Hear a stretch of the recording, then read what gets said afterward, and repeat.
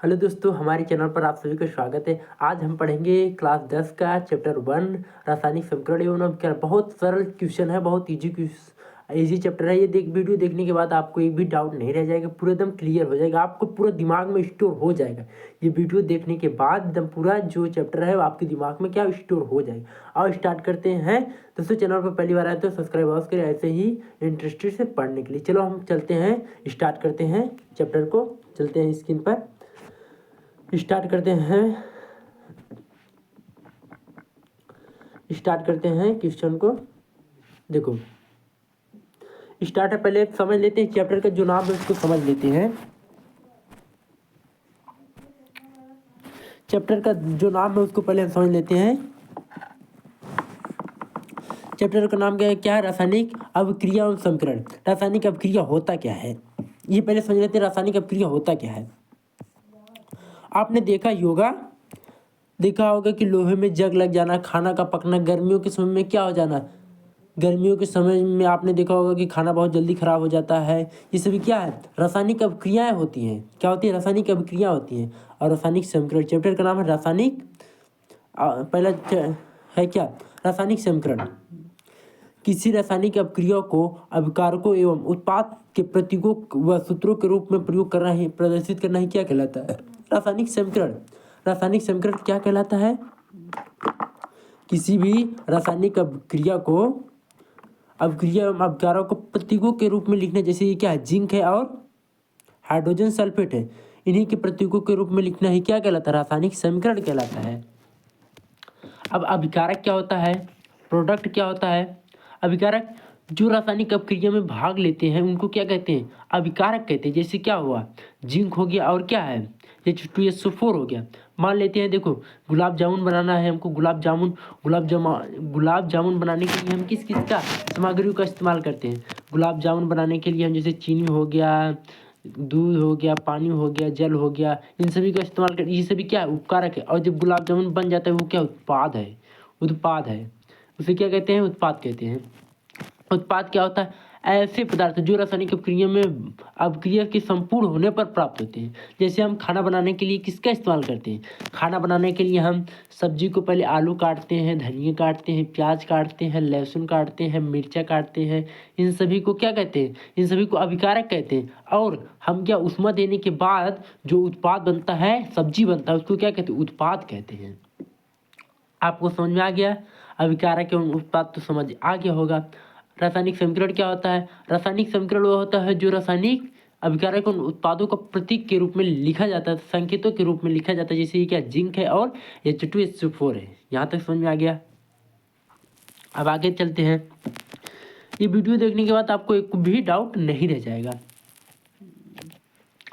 अब रासायनिक समीकरण को संतुलित क्या होता है, ये कौन सी बात हो गई? देखो रासायनिक समीकरण को संतुलित कैसे करते हैं? अब ये होता है रासायनिक, जैसे ये अभिकारक एवं उत्पाद ये होते हैं ना, ये संतुलित करना पड़ता है, संतुलित नहीं होते हैं। वह रासायनिक समीकरण जिसमें विभिन्न तत्वों के परमाणुओं की एवं उत्पादों की दोनों पक्षों को हमको बराबर करना होता है, तराजू की तरह तलना होता है। आपने इलेक्ट्रिक तराजू देखा होगा। आपने पहले क्या चलता था? तराजू चलता था, जिसमें क्या होता है? दोनों बराबर होता है, दोनों साइड क्या होता है? बराबर होता है। जैसे ये क्या? फेरस और जल है, ये संतुलित नहीं था, लेकिन ये क्या किया? हमने संतुलित किया। यहाँ पर 3 कर दिए, यहाँ पर 3 फेरस है, यहाँ पर भी 3 फेरस है। यहाँ पर क्या है? जल कितना है? H2 कितना है? 4 है। और यहाँ पर कितना है? 4 है।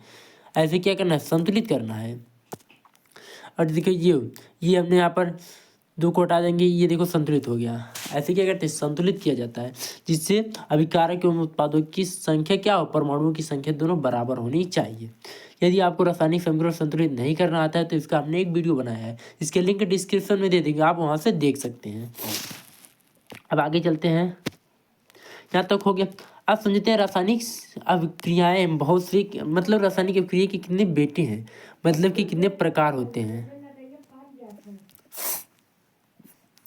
देखो रासायनिक अभिक्रियाएं के निम्न प्रकार होते हैं। रासायनिक अभिक्रिया के क्या होते हैं? निम्न प्रकार होते हैं। पहला है संयोजन अभिक्रिया। देखो नाम से पूरा रासायनिक अभिक्रिया आपको नाम से याद हो जाएगा, कोई डाउट नहीं रह जाएगा। संयुग्मी अपक्रिया, इसको 3 नाम है। मतलब कि हर किसी का आपने देखा होगा घरों में एक किसी का किस नाम, हर व्यक्ति का, हर मनुष्य, मतलब कि आप सभी का भी 2-3 नाम पक्का फिक्स होगा। घर का नाम अलग होगा, स्कूल का नाम अलग होगा, नानी के घर कोई और कुछ बुला रहा होगा। ऐसे सभी का अलग अलग नाम होता है। उसी प्रकार इसका घर का नाम अलग है, स्कूल का नाम अलग है, सबका अलग अलग नाम है। योगात्मक नाम से पता चल रहा है योगात्मक, जब मतलब कि अभिकारक एवं उत्पाद आपस में अभिक्रिया करके एक कल उत्पाद बनाते हैं, उसे क्या कहते हैं, योगात्मक। मतलब जुड़ के, जैसे 2 और 2 क्या होता है, 4 होता है ना, उसी प्रकार 1 और 1 मतलब कि जब एक एवं एक तत्व मिलकर एक तत्व बना लेते हैं, उसे क्या कहते हैं, योगात्मक अभिक्रिया कहते हैं। वियोजन अपक्रिया किसे कहते हैं, वियोजन मतलब नाम से वियोजन मतलब टूट जाना, अलग होना, बिछड़ जाना। जैसे जब सीता माता बिछड़ी थी भगवान राम से, तो उन्होंने क्या कहा था, हे खगमृग हे मधुकर श्रेणी तुम देखा सीता मृग नैनी। उसे क्या कहते हैं, वियोजन होता है। श्रृंगार अलंकार कितने प्रकार के, 2 संयोजन एवं वियोजन, अलग हो जाना। इसमें जब एकल उत्पाद क्या होते हैं, 2 पार्टों में टूट जाते हैं, 2 या 3 पार्टों में, या अपघटनीय मतलब टूट जाना। जैसे क्या है, 4 को हम क्या तोड़ सकते हैं, 4 को हम कैसे तोड़ सकते हैं, 2 एवं 2 से तोड़ सकते हैं ना, इसको क्या कहते हैं, वियोजन।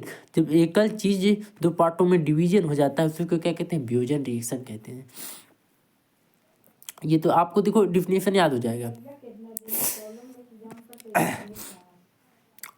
अब उसमें छेपी रिएक्शन क्या होता है, ये कौन सा रिएक्शन होता है, उसमें छेपी नाम से जब हम किसी रिएक्शन को करते हैं ना, तो उसमें क्या होता है, उष्मा निकलती है, उसे क्या कहते हैं, उष्मा छेपी रिएक्शन कहते हैं। जब हम किसी रिएक्शन को करते हैं, उसमें क्या होता है, उसमें उत्पन्न होता है, क्या कहते हैं उसको, क्या कहते हैं, जैसे हम यदि जल में क्या करें, सोडियम डाल दें, तो क्या होता है, रिएक्शन होगा, उसमें आग लग जाएगी, उसे क्या कहते हैं, उसमें छेपी रिएक्शन कहते हैं। उसमें शोषी रिएक्शन क्या होता है, जो ऊष्मा को ग्रहण करता है, वह अभिक्रिया जिसमें क्या, अभिक्रिया को करने के लिए ऊष्मा की आवश्यकता होती है, उसमें क्या कहते हैं, ऊष्मा शोषी। विस्थापन रिएक्शन क्या होता है, नाम से पता चला विस्थापन। इसमें विस्थापन रिएक्शन में क्या होता है, विस्थापन नाम से पता चल रहा है, कुछ परिवर्तन नहीं।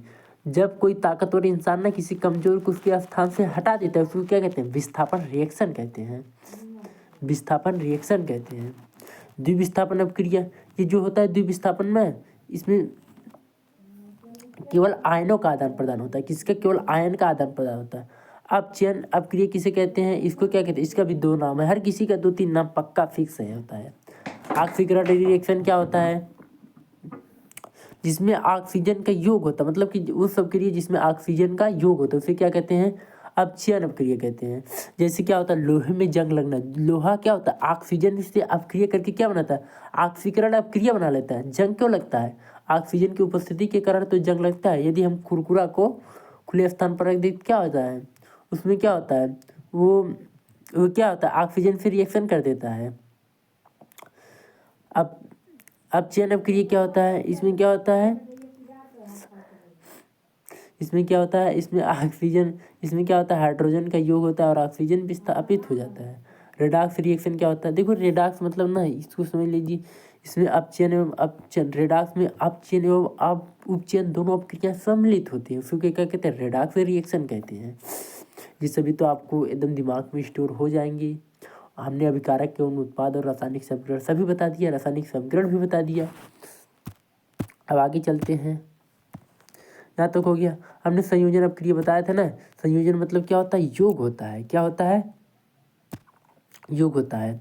इस अपक्रिया में 2 या 2 से अभिकारक सम्मिलित होकर एकल उत्पाद का निर्माण करते हैं, ऐसी अपक्रिया को क्या कहते हैं, संयोजन अपक्रिया कहते हैं। हमने बताया था, जैसे कोयले का दहन, जैसे कार्बन है, क्या है, कार्बन है, इसको O2 ऑक्सीजन की उपस्थिति में जलाएंगे तो क्या हो जाएगा, धुआं निकलेगा, क्या निकलेगा, कार्बन डाइऑक्साइड निकलेगा। जल का निर्माण, हाइड्रोजन और O मिलकर क्या बन रहे हैं, जल बन रहे हैं। गंधक का दहन, सल्फर का क्या, गहन दहन, जैसे सल्फर है और ये देखो ऑक्सीजन की उपस्थिति में रिएक्शन करने के बाद क्या हो, सल्फर डाइऑक्साइड। और कैल्शियम हाइड्रोक्साइड का निर्माण कैसे होता है, कैल्शियम हाइड्रोक्साइड का निर्माण कैसे होता है, ये देखो अपक्रिया कर रहा है।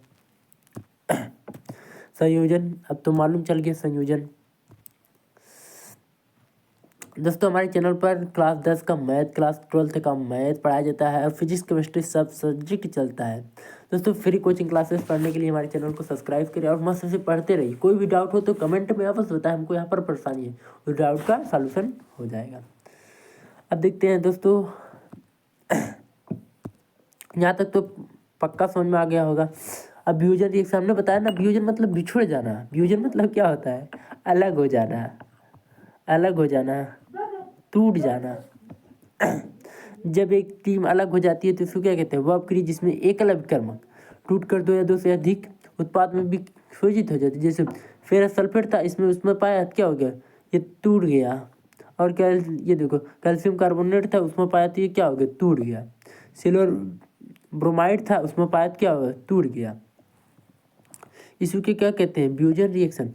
हमने उसमें छवि बताया था। छवि मतलब क्या होता है? जिसमें ऊष्मा उत्पन्न होता है, वह क्रिया जिसमें ऊर्जा उत्पन्न होती है उसे क्या कहते हैं? उसमें छेपी रिएक्शन कहते हैं।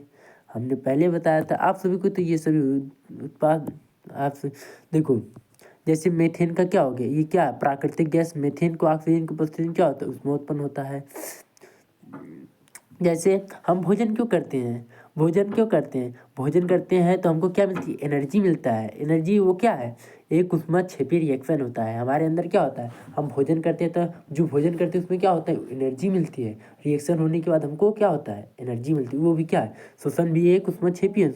मनुष्य को जीवित रहने के लिए हमें ऊर्जा की आवश्यकता होती है। यह ऊर्जा हमें भोजन से प्राप्त होती है। पाचन क्रिया के साथ साथ खाद्य पदार्थों में टूट जाती है। जैसे चावल, आलू, ब्रेड कार्बोहाइड्रेट होते हैं। जैसे ग्लूकोज है, ग्लूकोज है, ये देखो एक्सरी रिएक्शन का साग सब्जियों का विघटित होना।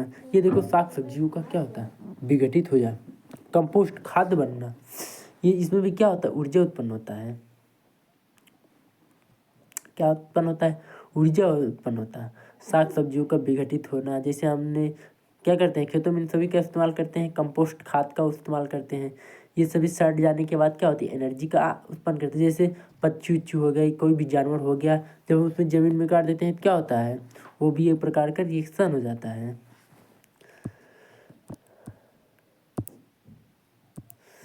अब आगे देखते हैं। यहाँ तक तो हो गया। अब चलते हैं आगे। यहाँ तक तो हो गया।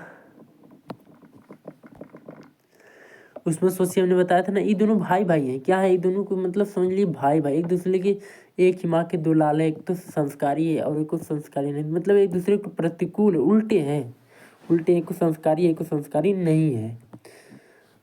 जो उसमें छेपी है तो उसमें क्या होता है? मतलब एक एक ईमानदार है, एक गद्दार है। एक ईमानदार है, एक गद्दार है। उसमें छेपी क्या होता है? उसमें को क्या उत्पन्न करता है और ये क्या करता है? ग्रहण करता है। मतलब एक को सच्चाई की तरफ है, एक को बुराई की तरफ से है। जिन अपक्रिया में ऊर्जा का अवशोषण होता है उसे क्या कहते हैं? उसमें शोषी रिएक्शन कहते हैं। जैसे H2 आयोडीन हो गया, इसमें क्या हो गया? ऊर्जा जुड़ने के बाद रिएक्शन हो रहा है। और ये हो गया नाइट्रोजन हो गया, ऑक्सीजन हो गया। विस्थापन रिएक्शन हमने बताया था ना, जब कोई ताकतवर अपने कमजोर को छोड़कर किसी दूसरे से क्या कर रहा है? रिएक्शन कर रहे हैं। जैसे देखो जिंक अधिक ताकतवर है कापर, जिंक कमजोर है कापर से, जो है ना, जिंक जो है कापर को हटा देगा, कहे कि तुम हटो यहाँ से, हम यहाँ आएंगे। फेरस ताकतवर है कि कापर? फेरस ज़्यादा ताकतवर है, कापर तो बाद में आता है। कापर क्या कमज़ोर है तो ये उसको हटा देगा। इसको क्या कहते हैं? विस्थापन रिएक्शन कहते हैं।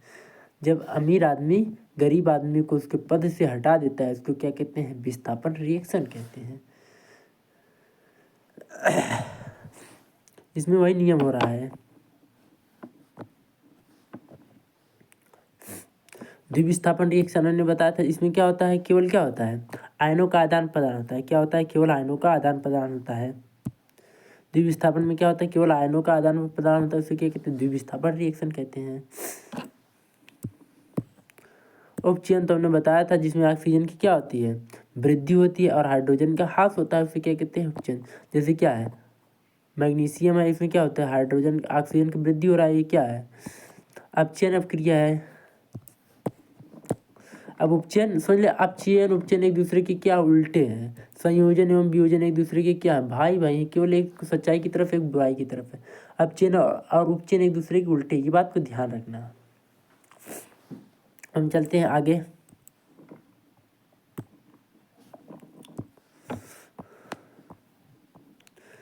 उसमें सोसी रिएक्शन हमने बताया था ना कि इसमें क्या होता है।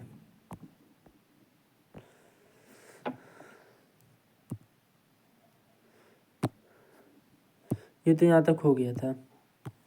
अब आगे चलते हैं। अपचयन हमने बताया था ना, अपचयन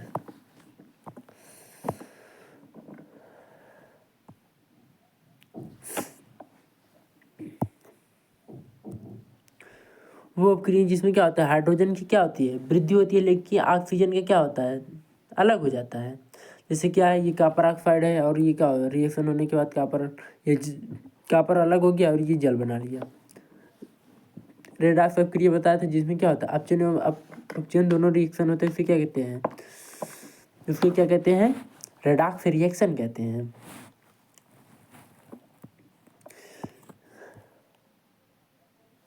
रेडॉक्स रिएक्शन कहते हैं। अब दैनिक जीवन में उपचयन अपक्रियाओं का उपयोग, संक्षारण क्या होता है। अब तो आप लोग नाम तो जानते होंगे, संक्षारण। आपने देखा होगा गर्मियों के समय में क्या होता है, क्या होगा, खाना जल्दी खराब हो जाता है, जानते हो कि उसका अपचयन क्या होता है, संक्षारण हो जाता है। वो क्या होता है, ऑक्सीजन से रिएक्शन कर देता है। क्या कर देता है, फ्रिज में रख देने के बाद क्या होता है, वो सेफ बचा रहता है। क्यों, क्योंकि फ्रिज में आपने देखा होगा कि यदि कोई भी जानवर ठंडी में मर जाए गर्मी में, तो बहुत तेज़ी से क्या होता है, सड़ने लगता है, बहुत तेज़ी से बहुत दूर तक भागता है। क्यों, तापमान में वृद्धि होने के कारण क्या होता है, संक्षारण अत्यधिक गर्मियों में होता है, क्योंकि टेम्परेचर हाई होता है। लोहे को यदि हम खुले स्थान पर रख दें तो क्या होता है, उसमें क्या होता है, संक्षारण हो जाता है, उसमें क्या होता है, जंग लग जाता है, जंग लग जाता है। देखो, संक्षारण मतलब क्या होता है, जब किसी भी वस्तु को खुले मतलब कि ऑक्सीजन से रिएक्शन कर देता है। जब किसी धातु अपने आसपास सांद्रता आदि के संपर्क में आता है तो संक्षारित होता है। इस प्रक्रिया को क्या कहते हैं, संक्षारण कहते हैं। आप इसको देख सकते हैं, किसी भी वस्तु को खुले स्थान पर रख के देखिए तो उसे क्या हो जाए, संक्षारित हो जाए, रिएक्शन करने लगेगा। सोना सोना जो होता है वो रिएक्शन नहीं करता है, क्योंकि वो सोना क्रियाशील होता है, ज़्यादा रिएक्शन नहीं करता है। वो क्या ऑक्सीजन से रिएक्शन नहीं करता है जल्दी बहुत। चांदी हो गया, चांदी के ऊपर क्या होता है, काली परत जम जाती है, तांबे के ऊपर परत जम जाती है, जंग लगना लोहे में। विकृत गंधिता क्या होता है, विकृत विकृत नाम से पता है, विकृत मतलब क्या होता है, विकृत मतलब बिखर, विकृत मतलब खराब, विकृत मतलब कोई भी चीज़ खराब हो जाना, विकृत मतलब कि बेढंग का, खराब हो जाना। गंधिता मतलब गंध, सुगंध, गंध। क्या होता है, दो शब्दों से मिल, विकृत मतलब कोई चीज़ यदि अच्छा है उसको खराब हो जाने को क्या कहते हैं, विकृत। किसी का हाथ पैर ठीक है लेकिन यदि टूट जाए उसे क्या कहते हैं, विकृत हो गया है। गंधिता मतलब गंध होना, जब कोई अच्छी चीज़ खराब हो जाती है उसे क्या कहते हैं, विकृत गंधिता कहते हैं। जैसे क्या होता है, खाना का बासी हो जाना, खाना का क्या बासी हो जाना, खाना का खराब हो जाना। जैसे चाउमीन बर्गर हो गया, ये सभी को 2 दिन बाद क्या हो जाएगा, महकने लगता है। पनीर हो गया, 2 दिन बाद रख देंगे महकने लगेगी, उसी को क्या कहते हैं, विकृत गंधिता। विकृत, जब किसी भी चीज़ से विकृत मतलब खराब गंध आने लगती है तो उसे क्या कहते हैं, विकृत गंधिता कहते हैं।